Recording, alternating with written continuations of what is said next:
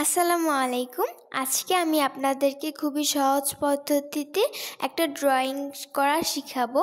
এটা হচ্ছে গিয়ে বিজয় দিবসের ড্রয়িং। So let's start. সর্বপ্রথমেই আমরা এখানে এঁকে নিচ্ছি বিভিন্ন ধরনের পাহাড়, মাউন্টেন। এই মাউন্টেনগুলাই এখানে এই আর্টের জন্য দরকার বেশিরভাগ। এখানে আমি 3টা মাউন্টেন এঁকে নিয়েছি পেন্সিলের সাহায্যে।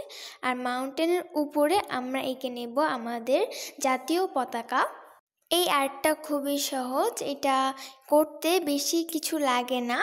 আর এই আর্টটা আমি বিজয় দিবসের অনেক দিন পরে দিচ্ছি, কারণ আমার কিছুদিন আগে একটা প্রতিযোগিতা গিয়েছে আর্টের, তো সেইখান থেকে আর কি আমি নিয়ে আপনাদের দেখাচ্ছি কি করে আঁকছি।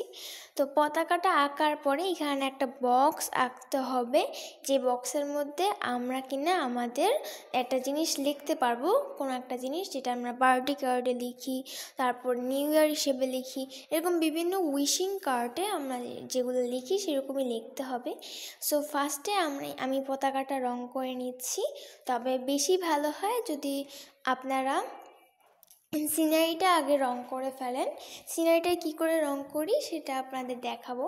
সো এখন যেহেতু রঙের পালা, মেইন কাজ শেষ, তো এখন আমি আর কথা বলবো না, এখন আমি কিছু মিউজিক দিয়ে দিই, আপনারা এটা দেখতে থাকেন।